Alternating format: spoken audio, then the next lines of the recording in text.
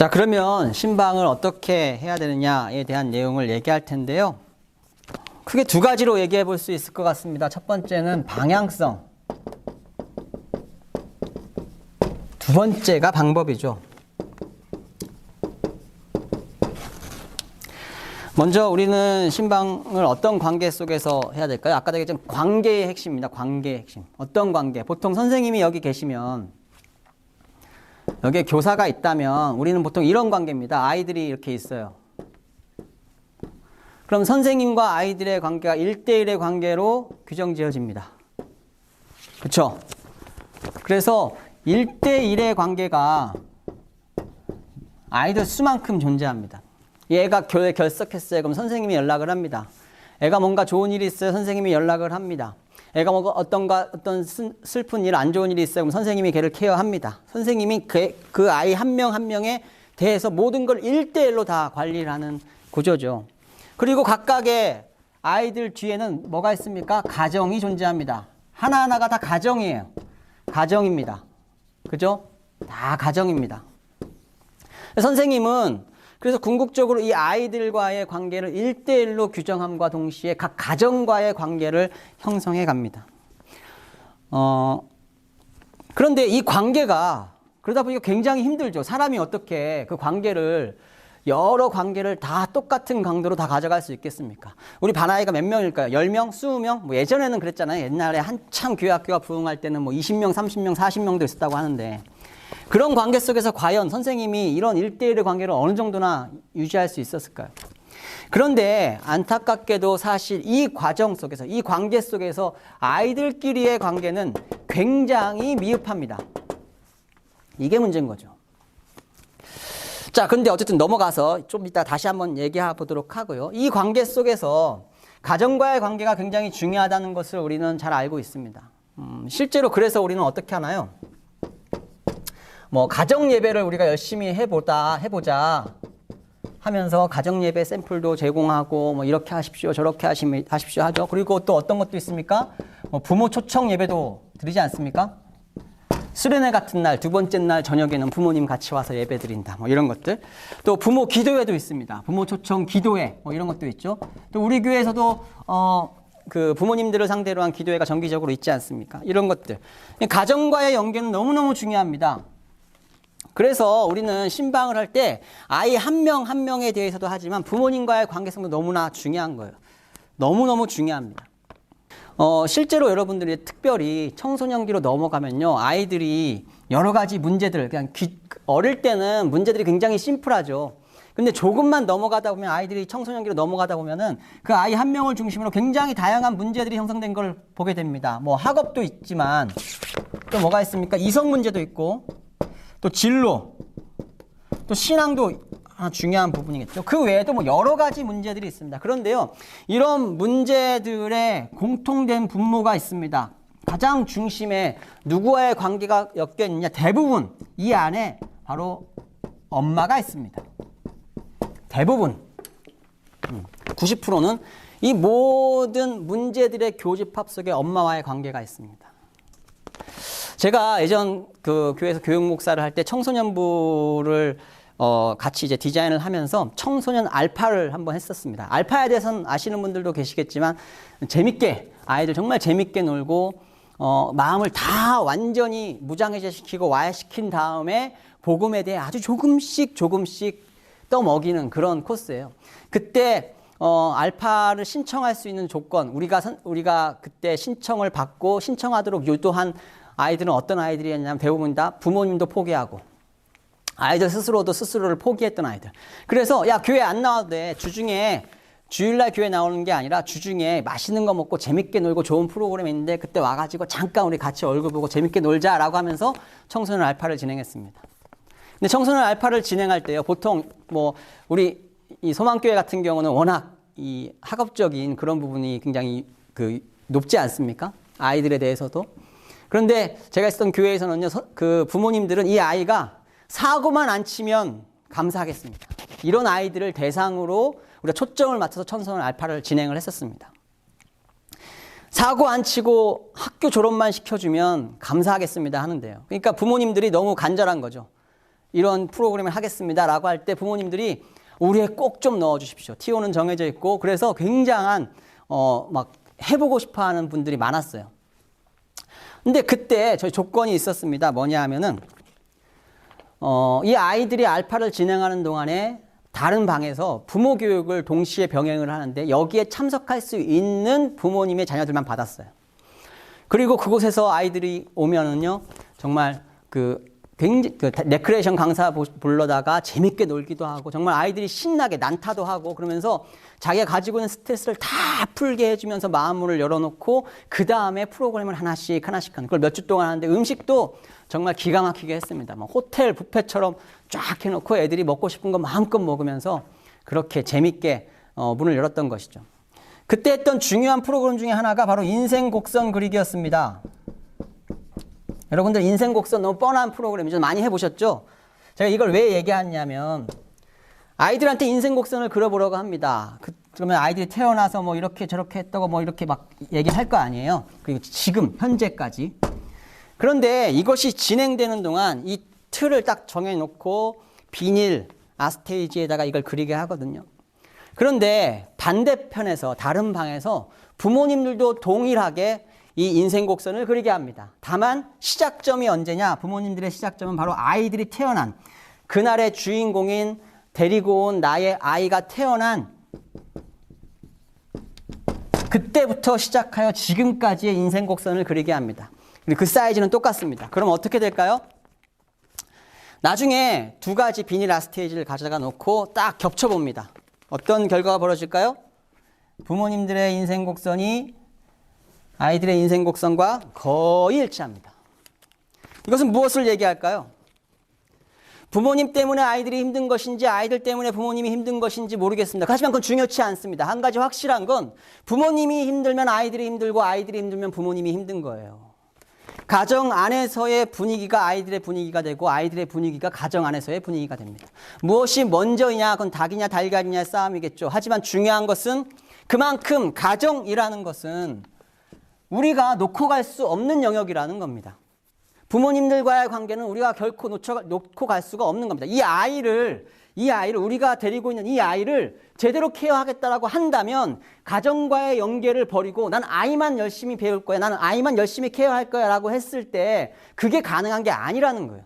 내가 해야 되는 역할이 나의 아이를 제대로 사랑하고 키우는 것이라면, 내가 해야 할 역할이 내 아이에게 지식을 전해주는 것이라면 지금으로도 만족할 수 있겠지만, 그게 아니라 내가 해야 할 교사로서의 역할이 이 아이를 제대로 키워내고 제대로 사랑을 받게끔 하는 것이라면 가정을 놓고는 얘기할 수 없다는 겁니다. 그렇기 때문에 가정과의 소통, 아이들과 전화신방 하는 것만큼 부모님하고 전화신방을 하실 수 있어야 된다는 거예요. 얼마나 중요한지 모릅니다.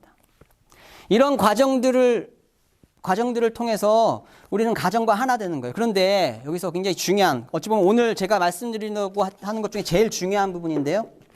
또 하나의 관계가 있습니다. 영유아 유치 때까지는 사실 여기에 머물러 있죠. 뭐 더 나가면 유년부 정도까지는 그럴 겁니다. 하지만 여러분, 이제 사춘기가 언제 오죠? 중2 때 오나요? 초등부 담당하시는 분들, 소년부 담당하시는 분은 느낄 겁니다. 애가 벌써 사춘기 왔네. 예. 이제는요, 사춘기도 굉장히 빨리 옵니다. 이제는요, 초등부 이상만 되면 사춘기가 왔다고도 볼 수 있어요. 그럼 이때 가장 중요한 집단이 뭡니까? 가장 중요한 관계가 뭘까요? 가정과의 관계? 선생님과의 관계? 아니죠. 여러분, 우리 다 잘 알고 있습니다. 이때 초등부 이상부터 가장 중요한 관계는 바로 또래 집단의 관계입니다. 또래 집단.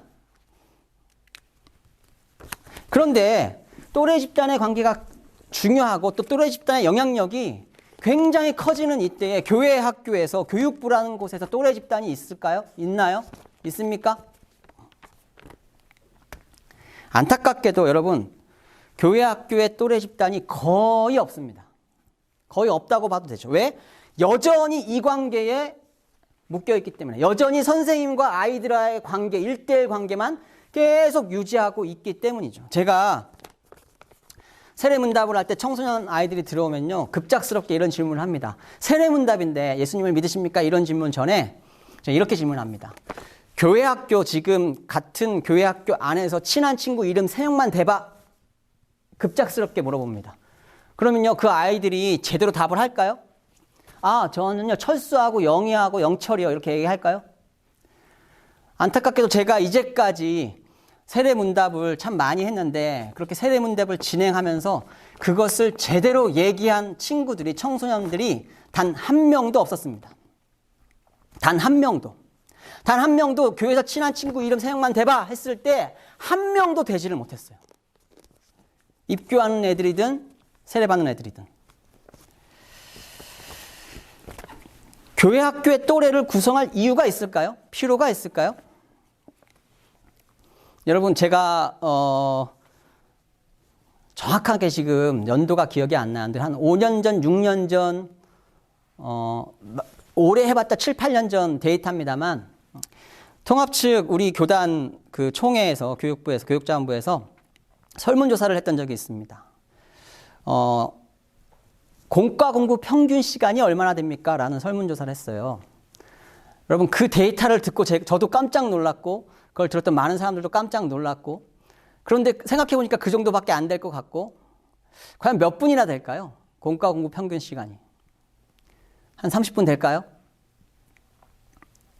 대한민국 평균 공과 시간은 13분이었습니다. 7, 8년 전 데이터가. 아무리 오래돼봤자 13분. 여러분, 13분. 13분 동안 여러분은 뭘 하실 수 있습니까? 공과 공부 시간에. 13분. 13분이면 이렇게 되겠죠. 진행되겠죠. 다 모였습니다. 얘들아 모여라. 다 모였니? 그리고 출석을 부릅니다. 성일이, 상건이, 영규. 그리고 뭐 할까요? 잘 지냈어? 안부를 묻습니다. 무슨 일 있었어? 선생님은 어떻게 잘 지냈다. 오늘 날씨 좋네. 자, 우리 공과 공부 시작할까? 그러면서 그날 공과를 요약해 줍니다. 한 3분, 5분 지나겠죠. 또는 그 공과 내용이 주일학교 설교하고 연결됐다면 설교에 대해서 다시 한번 요약을 해 주시겠죠. 그러고 보면 10분이 훅 지나갑니다. 그리고 이제 다음 주 관련해 갖고 광고를 하고 잘 지내라 인사하고 하이파이브 하고 끝나면 3분이 지납니다. 우리 아이들이 교회에 머무는 시간을 1시간 반에서 2시간으로 잡아봅시다. 많이 잡아서. 그럼 2시간 동안에, 1시간 반 동안에 뭘 합니까? 예배를 드립니다. 예배 중에 여러분 관계를 할 수 있습니까? 관계를 하면 오히려 혼나죠. 왜 예배 시간에 떠들어? 집중해야지. 얘기할 수가 없습니다. 내가 앞에만 보고 있어도 돼요. 앞에 보면서 전사님, 목사님 하는 얘기만 잘 듣고 있으면 돼요. 졸든 뭐하든 상관없습니다. 다른 사람에게 피해만 안 주면 되거든요. 선생님들도 가만히 놔둬요. 다른 애들한테 피해만 안 주면 얘가 졸든 게임을 하든 뭐하든 가만히 있을 때가 많습니다.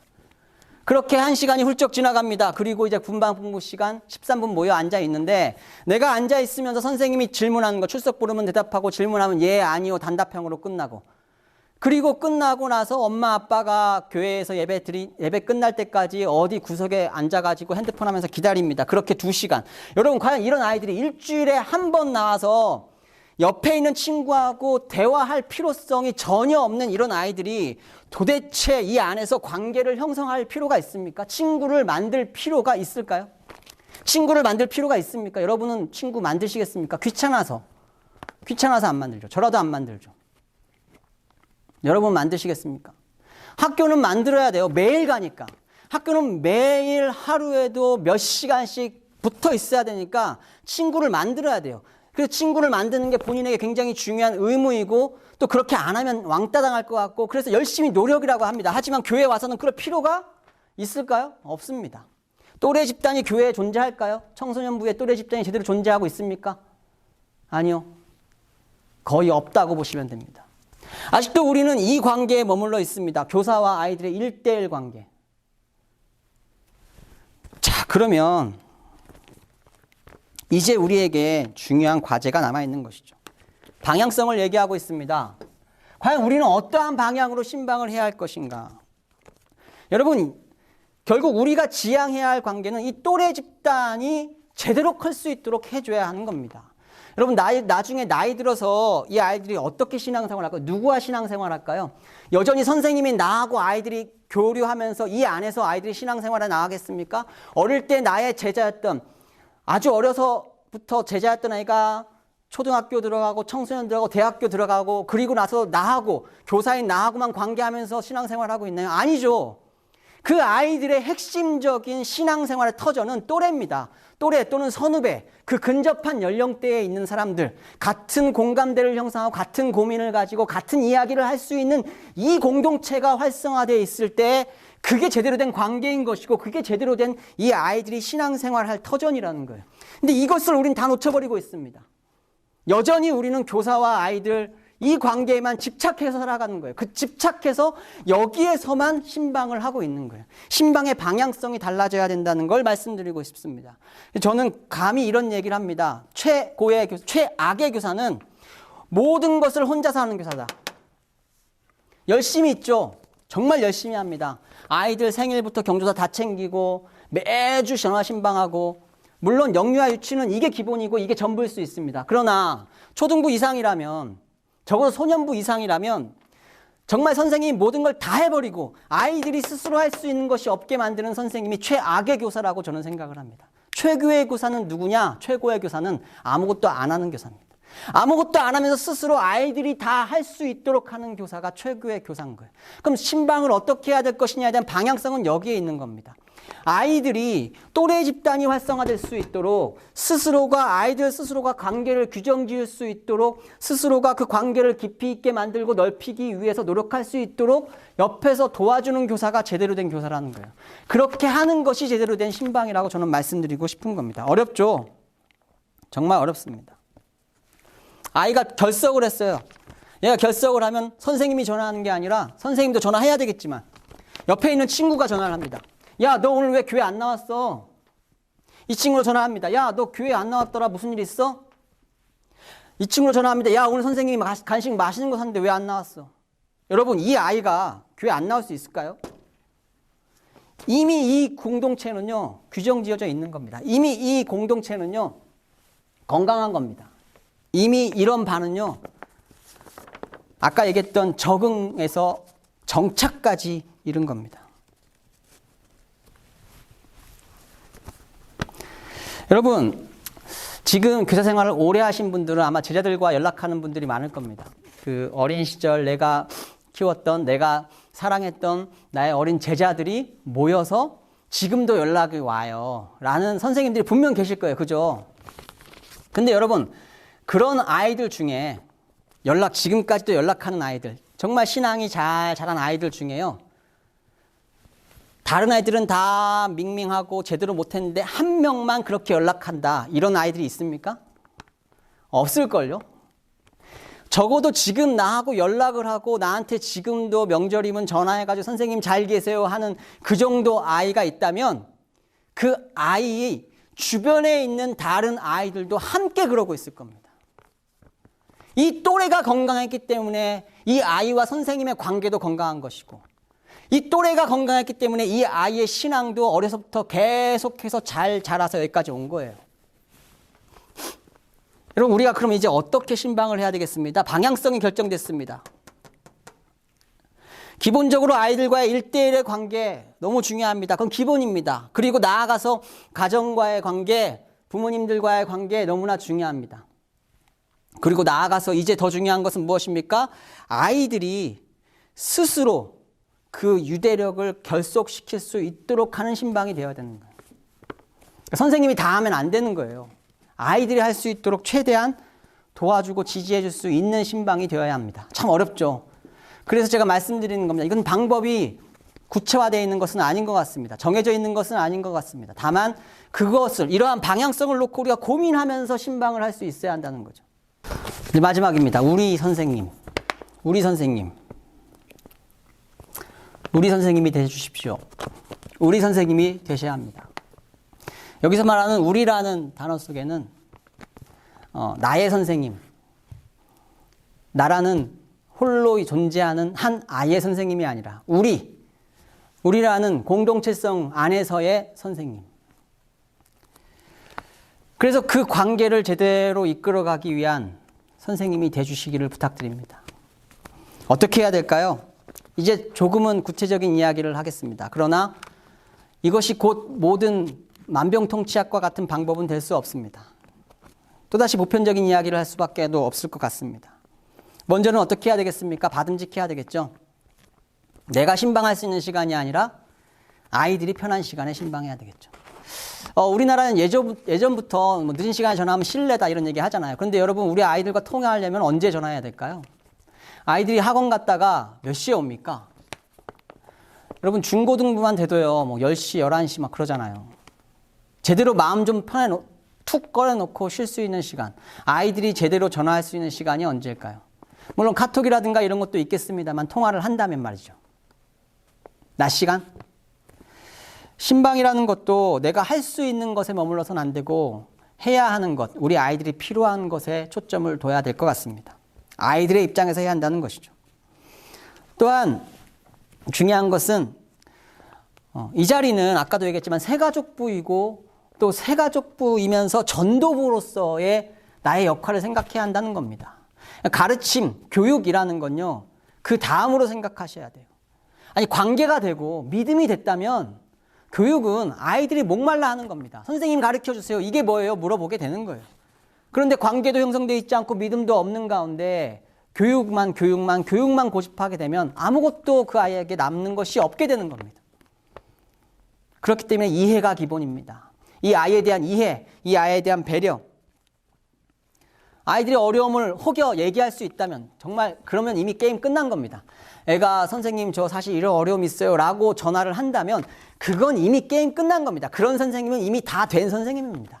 그런 선생님은 여기 와서 강의하셔야 되는 선생님입니다. 근데 혹 그런 경우가 있다면 그때 야, 나는 선생님은 이렇게 극복했다 그런 얘기 하는 게 아니라 오히려 그곳에서 선생님도 그렇게 실패했다, 아이들과 공감해 줄 수 있는, 슈퍼맨이 아니라 아이들과 똑같은 위치에 있는 모습을 얘기해 줄 수 있는 그런 선생님이 되주시면 좋겠습니다.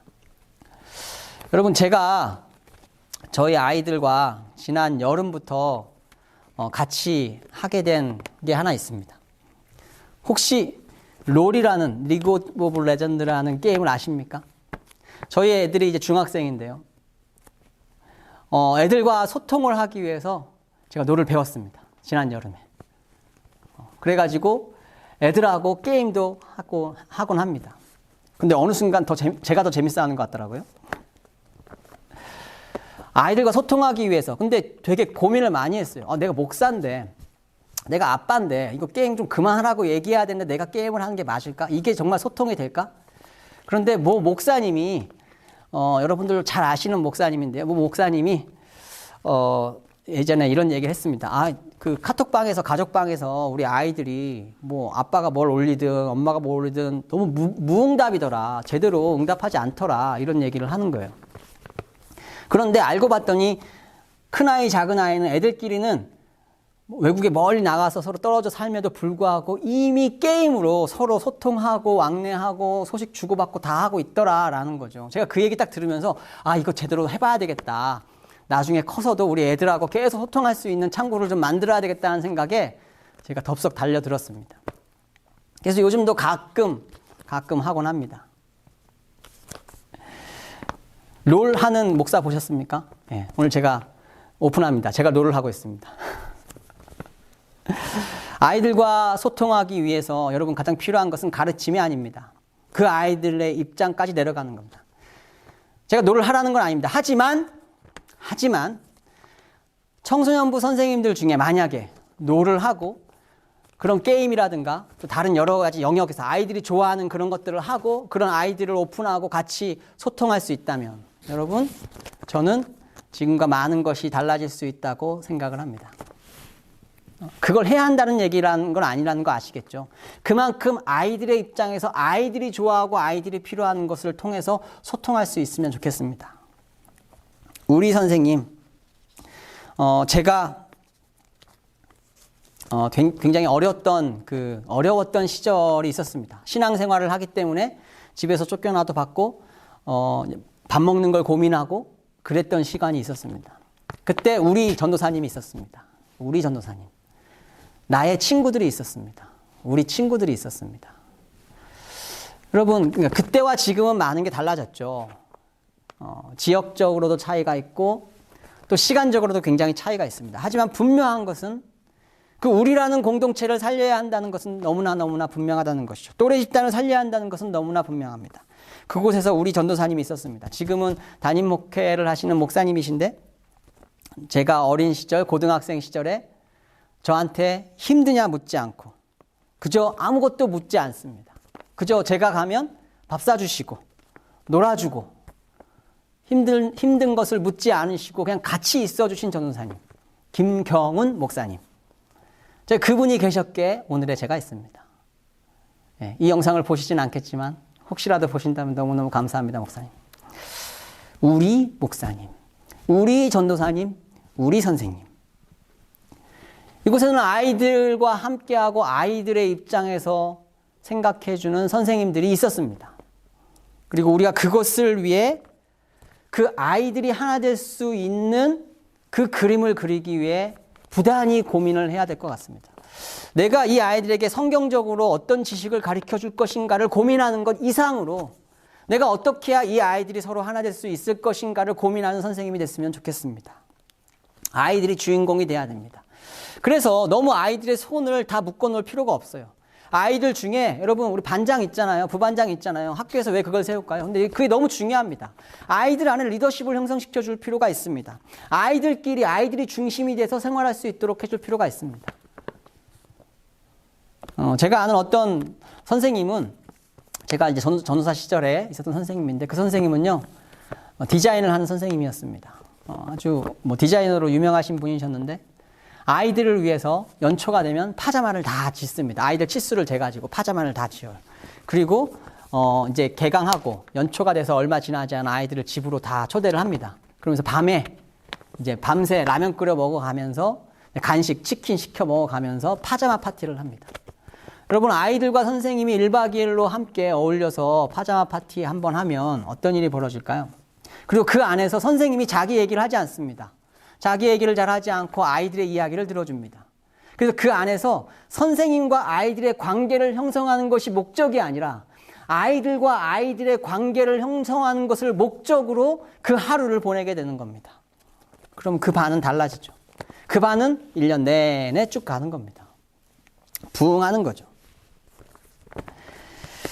이것들을 위해서 어쩔 수 없이 우리는 물리적인 시간을 써야 됩니다. 금전적인 희생을 드려야 됩니다. 물리적인 시간. 근데 사실 그게 너무나 큰 것 같아요. 그게 너무나 어려운 것 같아요. 지금 이 시대는 우리 아이들이 우리보다 더 바쁘잖아요. 시간 한번 내달라 그러는 게 손이 발이 되게 빌어야 겨우 될 것 같은 그런 그림이잖아요. 이제 여러분 그럼에도 불구하고 물리적으로 함께 시간을 많이 보내야만 가능한 것이 바로 우리 교사로서의 사명의 자리인 것 같습니다. 교사로서 또 그 이전에 부모로서 혹시 우리 아이들에게 그런 물리적으로 교회 공동체와 함께 할 수 있는 시간을 많이 제공할 수 있도록 노력하는 게 또 부모로서 우리의 역할인 것 같기도 합니다. 여러분 신방 그 방법 가운데 굉장히 중요한 것들을 방향성을 우리가 중심으로 오늘 살펴봤습니다. 구체적으로 어떻게 해야 되느냐 내가 해야 할 역할들 나와 아이들의 관계 나와 부모님들의 관계 또 아이들과 아이들의 관계를 내가 어떻게 이어줄 것인지에 대해서 함께 어찌 보면 저는 오늘 고민을 던져놓고 돌아가게 되는 것 같습니다. 하지만 이 고민이 시작점이 될 거라고 확신합니다. 이러한 고민조차 없이 그저 열심히 아이들한테 전화만 하면 됐지 그저 아이들한테 열심히 찾아가기만 하면 됐지라고 했다면 이제 이 고민을 가지고 그 아이들을 바라볼 수 있기를 바랍니다. 그럼 분명히 우리 아이들과 아이들 사이의 관계가 달라질 거라고 저는 믿습니다. 그리고 그런 아이들이 이제 시간이 지나 선생님들 앞에 짠 나타나서 우리 선생님 하며 인사드리러 올 날이 멀지 않았으리라 생각합니다. 마지막으로 한 가지 겉면의 말씀을 드리고자 합니다. 교사라는 자리는요. 제가 볼 때 이 신방을 포함해서 아까 신방을 할 수 있는 용기를 말씀드렸잖아요. 교사라는 자리는 어찌 보면 결과를 장담하지 않아도 되는 자리인 것 같습니다. 내가 이 아이의 모든 것을 책임지는 자리가 아닌 것 같습니다. 무슨 말이냐? 이 아이에게 있어서 우리는 그 삶을 모든 것을 바꿔주는 자리가 아니라 이 아이에게 필요한 우리가 해야 할 역할만 다 하면 나머지는 하나님께서 하는 자리라고 저는 확신합니다. 2014년 3월인데요. 교육목사로 있을 때 선생님들에게 보냈던 장문의 문자가 있습니다. 제가 이거를 한번 읽어주면서 오늘 마무리했으면 좋겠습니다. 새벽에 하나님 앞에 기도하고 커피 한 잔 앞에 두고 책을 폈다가 다시 덮고 우리 아이들을 생각합니다. 아니, 우리 선생님들을 생각합니다. 어제는 거룩한 주일, 은혜 받고 사랑받고 위로받고 힘을 얻는 하루였어야 하는데 혹 우리 아이들과 씨름하며 지쳐버리지는 않았을까? 혹 우리 아이들의 다듬어지지 않은 반응에 상처받지는 않았을까? 학원인지 학교인지 교회인지 구분 못하는 부모님의 한마디에 상처 입지는 않았을까? 일주일을 고민하며 준비한 아이들과의 시간이 생각만큼 잘 되지 않아 스스로 실망해 버리지는 않았을까? 아이들을 위한 사랑의 기도가 자신을 향한 무능과 실망의 기도로 끝나버리지는 않았을까? 그런데 그런 시기라면 예수님도 실패한 주일학교 교사였습니다. 제자들을 위해 최선을 다해 준비한 성찬의 예배에도 불구하고 제자들은 예수님이 누구인지 제대로 보지 못했습니다. 세족의 공과 공부에도 불구하고 제자들은 각기 제 갈 길로 가버렸습니다. 배신했습니다. 모른 척했습니다. 그러나 동시에 우리 주님 사랑하기에는 분명히 성공한 주일학교 교사였습니다. 가장 사랑하는 그들로부터 상처받을 것을 알면서도 끝내 사랑해 버리고 말았습니다. 그렇게 떡을 떼셨고 그렇게 발을 씻기셨습니다. 배신과 불신과 심지어 불의 앞에서 끝내 사랑해 버리고 말았습니다. 예수님 자신이 뭔가 부족해서가 아니라 예수님이 제자들을 덜 사랑해서가 아니었습니다. 겟세마나의 기도는 자신이 부족해서 제자들이 변화되지 않았다는 자책이 아니었습니다. 생각해보면 그렇습니다. 저를 포함해서 우리는 아이들을 변화시키기 위해 있는 사람들이 아니라 아이들을 사랑하기 위해서만 존재하는 사람들입니다. 그리고 그 사랑을 위해 선생님 한 분 한 분 어제도 그렇게 거룩하게 하루를 보내셨습니다. 수천 년 전 예수님의 하루처럼 하나님의 은혜의 하루였고 하나님의 사랑의 하루였으며 하나님의 힘을 의지한 하루였습니다. 축하드립니다. 잘 감당해 주셨습니다. 존경하고 사랑합니다. 커피가 식어버렸네요. 한성일 목사 올립니다. 이 자리는 용기를 낼 필요가 있는 자리입니다. 그렇지만 결과는 하나님께 맡겨야 되는 자리인 것 같습니다. 신방을 함에 있어서 두려워하지 마십시오. 우리가 해야 할 일을 할 뿐입니다. 전에 들려오는 그 목소리에 카랑카랑함에 상처받지도 마십시오. 그저 사랑할 뿐입니다. 그리고 그렇게 사랑하고 사랑하다 보면 언젠가 하나님께서 우리를 보며 참 수고했다고 웃으며 다독여줄 날도 있을 것입니다. 소망교회 교사 여러분 축복합니다. 존경합니다. 힘내십시오. 기도함으로 마치겠습니다. 하나님 아버지, 용기를 주시고 힘을 주시옵소서. 아이들을 바라보는 우리의 관점에 하나님의 눈을 허락하여 주시옵소서. 부모님 손에 이끌려 잘 나오는 것이 아이들 스스로 잘 나오는 것이 아님을 잊지 않게 하시고 정말 귀한 아기 조심조심 그 마음 상할까 그 마음 다칠까 애써 조심조심하며 이 아이를 하나님 품에 온전히 올려드리도록 우리를 온전히 사용하여 주시옵소서. 시므온이 되어 아기 예수님을 안고 하나님께 올려드렸던 것처럼 하나님 우리의 손이 그 손을 담기를 원합니다. 조심조심 그러면서도 그 아이들의 마음을 깊이 헤아리고 이해해주고 받아들여주고 가르치기보다 공감하며 그 아이들과의 관계가 온전해져서 결국 믿음의 사람으로 자라나게 하여 주시옵소서.